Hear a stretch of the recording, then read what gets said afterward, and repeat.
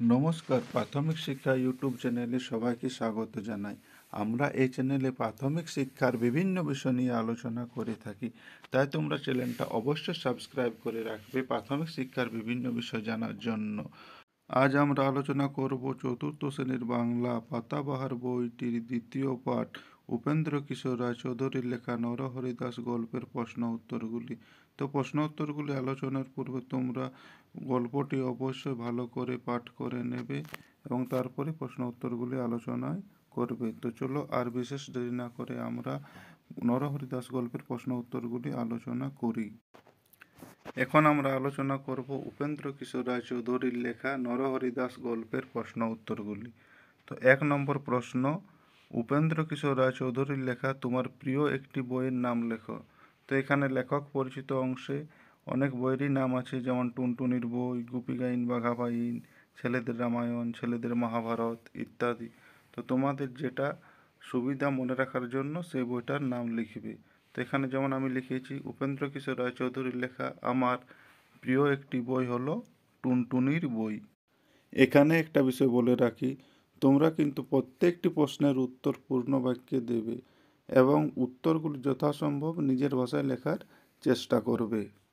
2 নম্বর প্রশ্ন, তার লেখা গল্প অবলম্বনে তৈরি কোনো সিনেমা তুমি দেখেছো? এর উত্তর, তার লেখা গল্প অবলম্বনে তৈরি গুপি গাইন বাঘা বাইন সিনেমাটি আমি দেখেছি। 3 নম্বর হচ্ছে একটি বাক্যে উত্তর দাও। তো 3 দাগের 1 নম্বর প্রশ্ন, হ্যাঁ গা তুমি কি খাও? ছাগল ছানা ষাঁড়কে কি ভেবে এমন প্রশ্ন করেছিল? এর উত্তর, ছাগল ছানা ষাঁড়কে আকারে বড় ছাগল ভেবে এমন প্রশ্ন করেছিল। 3 দাগের 2 নম্বর প্রশ্ন, গল্পে বাঘ হলো শিয়ালের মামা আর নরহরি দাস নিজেকে কার মামা দাবি করল? এর উত্তর,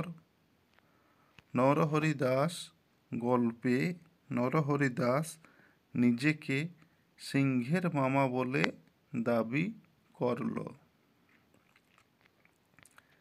3 দাগের 3 নম্বর প্রশ্ন, ছাগলছানা ষাঁড়ের সঙ্গে কেন বনে গিয়েছিল?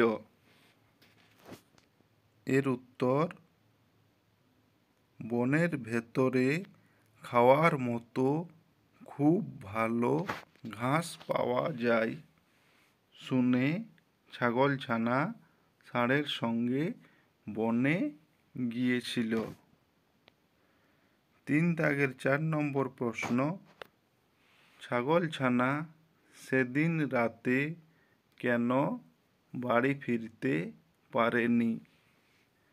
এর উত্তর, লোভের বশে অনেক ঘাস খেয়ে নেওয়ায় ছাগলছানার পেট ভারী হয়ে গিয়েছিল, তার চলার ক্ষমতা ছিল না, তাই সে বাড়ি ফিরতে পারেনি।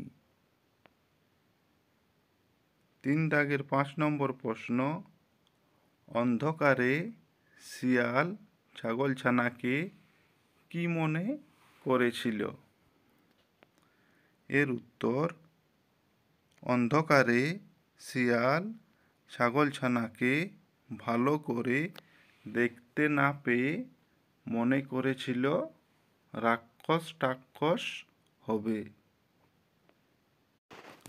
3 দাগের 6 নম্বর প্রশ্ন, বাঘ শিয়ালকে ফিরতে দেখে আশ্চর্য হয়ে গিয়েছিল কেন?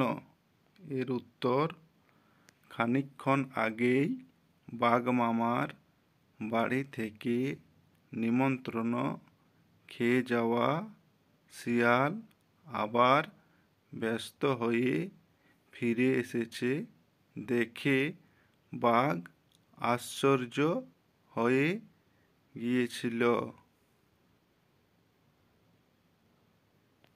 3 দাগের 7 নম্বর প্রশ্ন, শিয়াল কোন শর্তে বাঘের সঙ্গে ফিরতে চেয়েছিল? এর উত্তর, বাঘ তার লেজে বেঁধে নিয়ে গেলে সে যাবে। এই শর্তে শিয়াল বাঘের সাথে ফিরতে চেয়েছিল।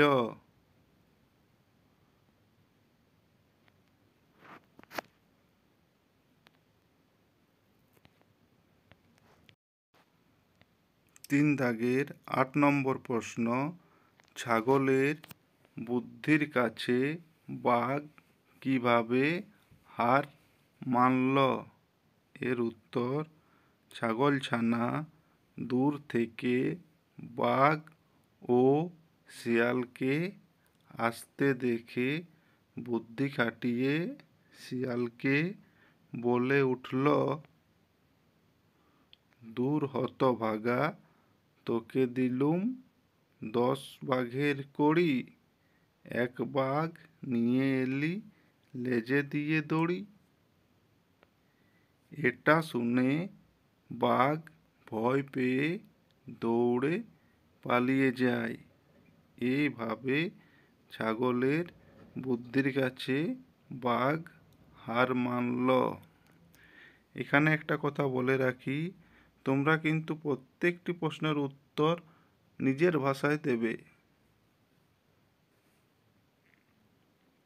আর প্রশ্নগুলির উত্তর সম্পূর্ণ বাক্যে অর্থাৎ পূর্ণ বাক্যে দেওয়ার চেষ্টা করবে।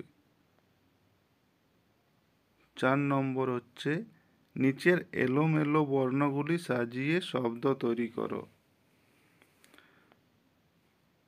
তো এখানে দেখো 1 নম্বর, দন্তন্য ভ ক, এটা সাজিয়ে লিখলে হবে ভয়ানক। তারপর তালিবস্য বয়রে দন্তস্য দন্তনয়াকার, এটা সাজিয়ে লিখলে হবে সর্বনাশ। তারপর ত রয়াকার দন্তস্বয়াকার, এটা সাজিয়ে লিখলে হবে সারা রাত। তারপর র দন্তন্বয় ধ অ কয়াকার, এটা সাজিয়ে লিখলে হবে অন্ধকার।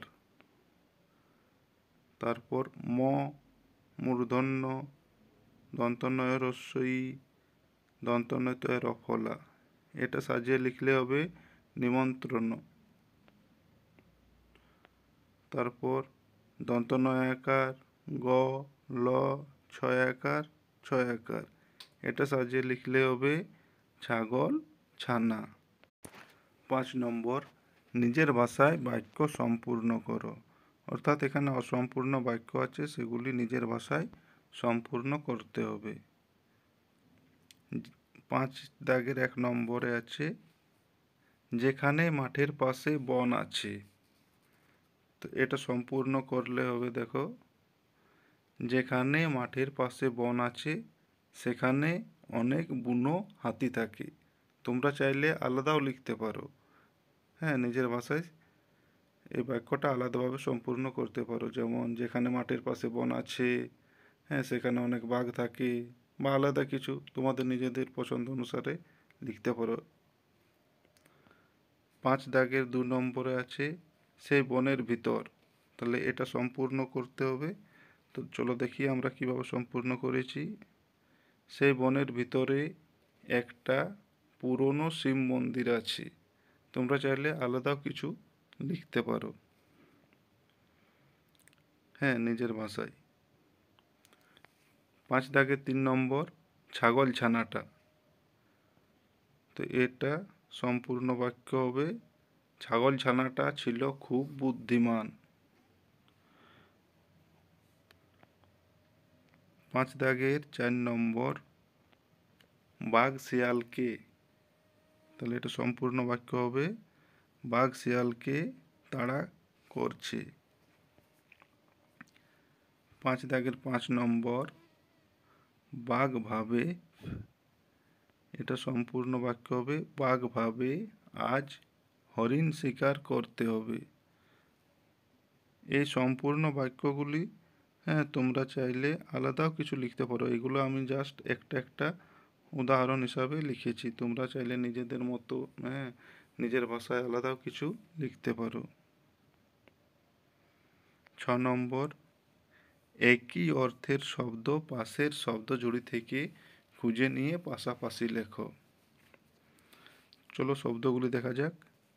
শব্দগুলি হচ্ছে বন, ছাগল, আশ্চর্য, সাজা আর তৃণ। এবার শব্দ জুড়িতে আছে অবাক, ঘাস, অজ, শাস্তি আর জঙ্গল।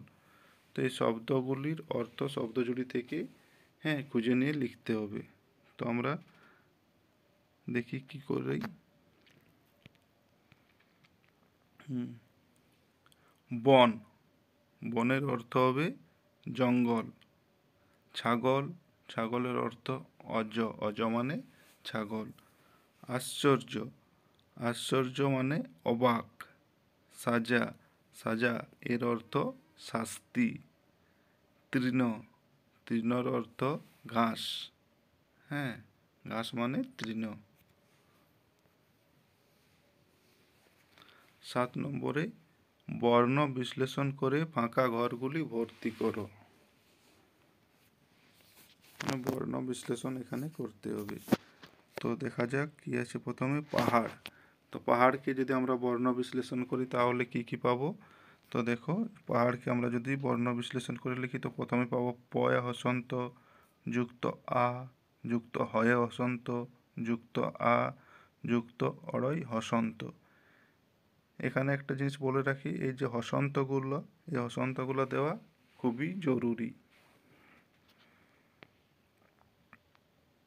তারপর আছে মস্ত। মস্তকে যদি আমরা বর্ণ বিশ্লেষণ করি তাহলে কি কি পাবো। ম, ময় হসন্ত যুক্ত অ যুক্ত দন্তস্বয় হসন্ত যুক্ত তয় হসন্ত যুক্ত অ।